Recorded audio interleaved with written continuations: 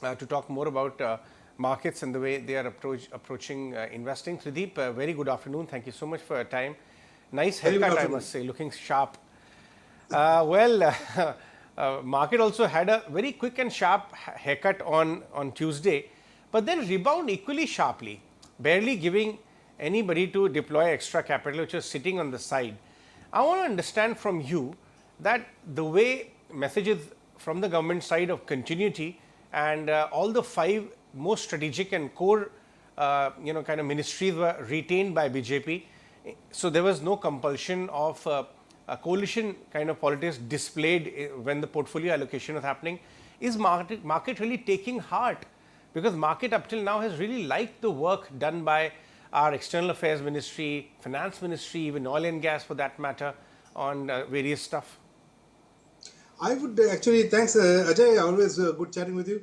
I would say that the results of elections this time have been, sensible rather than sensational. And that's the direction of, policy direction going forward as well. I think the market has taken comfort over the last few days since the election result has come out until yesterday that the ministries have have been announced, that broadly speaking the policy directive is likely to remain the same. And given that people who had done good work, the previous regime have been given the second chance, also shows that to a certain extent from market standpoint, uncertainty is not likely to be very high. The next important signpost, of course, for the market would be the 100-day plan and, of course, the budget, which will show us the way forward. But I think all indications are that it will be more of a continuation with the sector leadership remaining the same rather than anything materially different. Right. Trideep, it appears that the way, the first file which the Prime Minister actually signed after taking office was towards the agri and rural side. I want to understand, and of course the small borrower universe got very excited. The lenders which cater to the small borrower got very excited.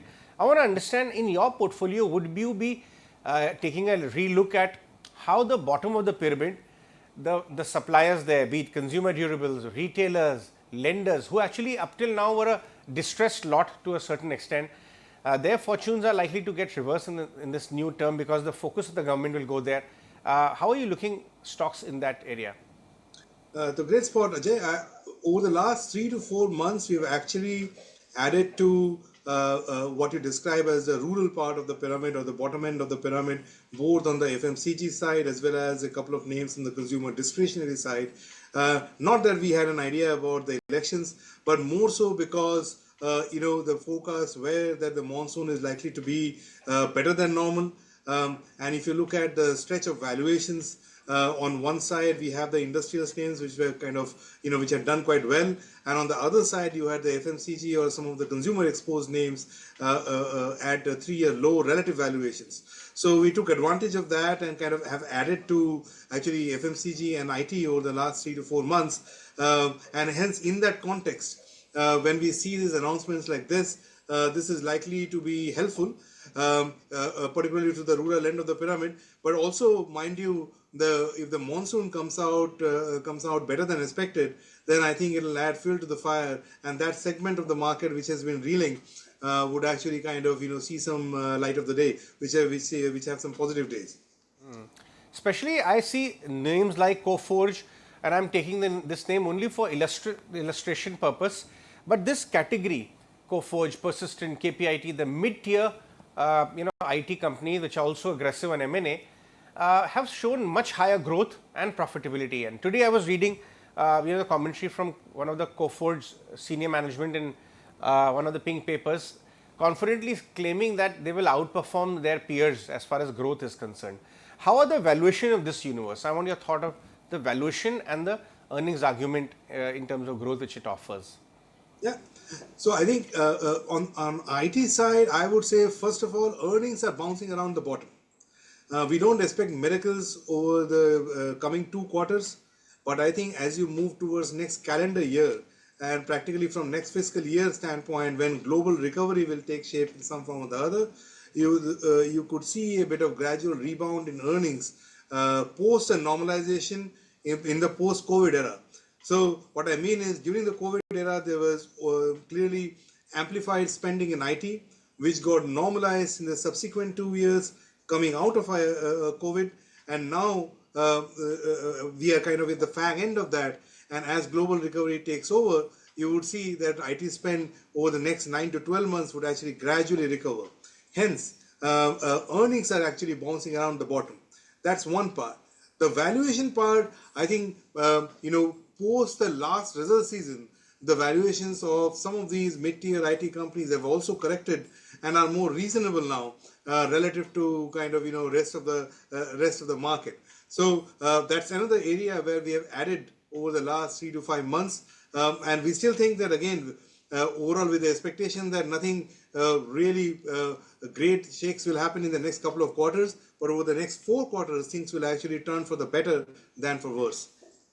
I see you've also added some of the names such as Havells, Dixon, and what is common is that I want to understand consumer durables, air conditioning. There's a massive mismatch. Consumer durables is taking off.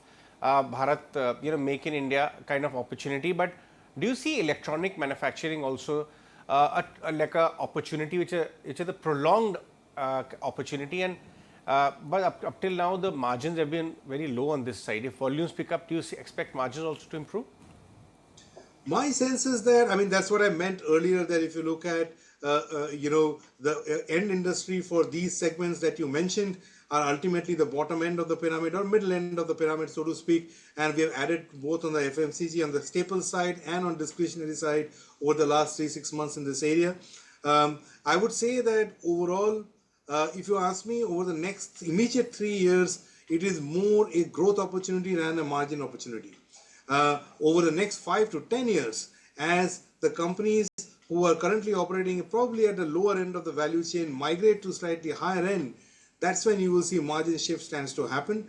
I think the first anchoring which seems to be happening in the case of EMS as a sector is probably at the lower end of the value chain, where India is just about establishing its presence as a replacement of maybe China plus one and a few other smaller countries, to say that we can also execute with zero defect and establish themselves in the mind of customers. This is what happened in IT services around about 99 2000 at the time of Y2K. Subsequently, as the companies went up the value chain, whether it was at that point in time, package implementation, consulting and whatnot, margins started to look up. But that happened over a period of time. That phase for EMS is slightly away.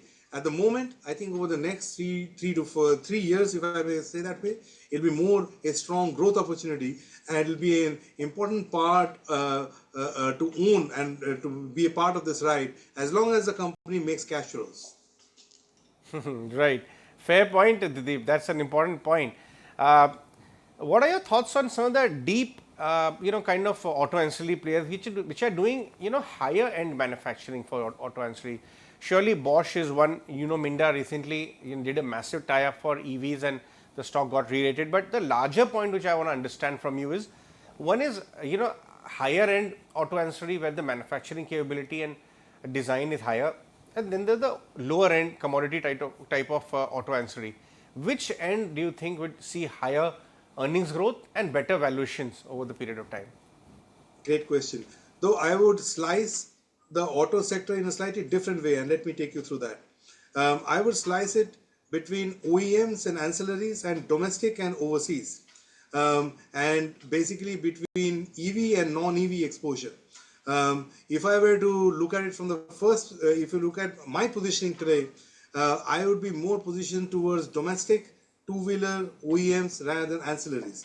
That is, of course, driven by my view that global growth has been difficult to come by, and in the meantime, a certain segment of OEMs in the local market, like two-wheelers, etc., have been in the pink spot. Going forward, if you were to look at next 12 to 18 months from an auto ancillary standpoint, as the global growth improves, I would look to take exposure towards companies which are indifferent or positively impacted by the EV transition, rather than at the commodity end of the spectrum, even though they might have valuations in their favor. So while we can't go stock specific, I think though that's broadly the framework that we are used to kind of navigate through the auto space, it's more stock selection driven rather than any top-down thinking, if you ask me. Right. Trideep, through your large cap and mid cap portfolios, how are you getting a sense from the managements, and what is the earning visibility on a blended basis for the next 2 to 3 years? One of our friends, Gautam Dugar, just put out a note this morning highlighting that the corporate profitability trend has only gathered pace last 3 years. It has been rising sharply and is likely to improve next 2 to 3 years. Are you getting the same reflection when you speak to the managements in your portfolios and look at the numbers? Let me put forward my thoughts in this direction. We are basically in the third or fourth year of economic recovery, if you recall, post the COVID era. Now, generally what happens is the economic momentum, as reflected in growth of large, mid and small cap companies, starts with being narrow and mostly with large caps. And as the economic recovery takes hold, it becomes more broad-based and moves towards mid and small caps. Now, that is where we are today. And hence, directionally, I agree with the statement that you made that economic recovery and the earnings momentum is getting more broad-based, and hence being a lower base is higher in the case of mid and small caps than what you see in large caps. Now, if you add on top of this the recent election outcome, we now have decent visibility over the next 5 years with regards to how the policies are going to look like. And it looks like it's going to be more of the same with a bit of tweaks rather than any material difference. So in those circumstances, I would suspect that the growth in mid and small cap space will likely to continue to be robust and higher than that of large cap. So which boils down to the question that, while valuations are on the higher side in mid and small cap, my statement has always been that growth is also materially higher in the place of mid and small cap. So one has to be selective within mid and small cap while stock picking rather than completely avoid that space would be my way of going about not just the growth but also stock picking within that segment. Right. All right, Trideep, we'll let you go on that one. Thanks so much for joining us. Always enjoy our conversations. Pleasure. That was Trideep Bhattacharya, CIO-Equities at the mutual fund. If you like this video, then like, share and subscribe to ET Now.